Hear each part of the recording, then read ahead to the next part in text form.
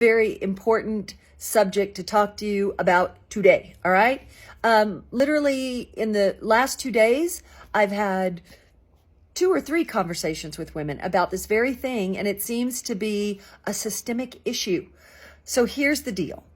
Do you find yourself falling into relationships only to discover that you've ended up kind of locked down now by the wrong guy? This seems to happen to so many ladies, and usually it happens to the ladies who have their life together and they have it going on, and then they meet a guy, and I'm going to tell you, I don't know that these guys are doing this on purpose, but they do it, and this is how you know. Somebody was asking me, Gina, how do I know if a man's affluent? All right, we'll do another video for that.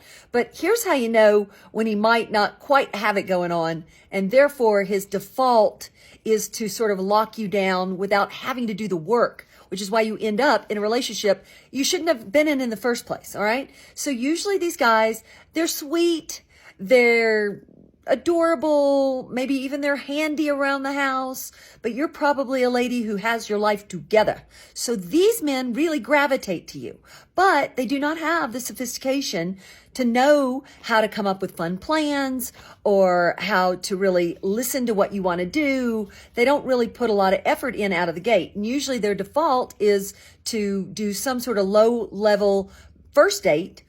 But that might be the highest point they'll go. And then they want to roll it into just coupling up right away because they don't know how to court a woman.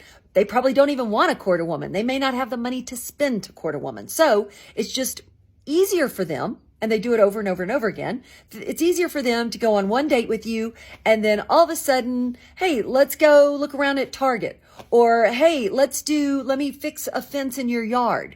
Or these things that don't require planning or effort. It's just sort of things that you would do if you're already in a relationship for like a year. So if a guy's trying to do that to you and, trying to plan things with you where it's like you say to yourself, wait, that's something I would do when I'm actually with a boyfriend or I've been in a relationship for a while, then out of the gate, you need to stop and realize this is who he is. He's not a man who's going to make great, fun, amazing plans, and you may not be a woman that wants that. But the majority of women I talk to, they do want better than that. And usually what ends up happening is you're dating this guy, and now you're in a relationship with him before you know it, because it's easier just to sleep together and couple up than waiting and doing a slow dating process to see if you actually really like him, to see if he's really interesting, can come up with fun plans, all this stuff.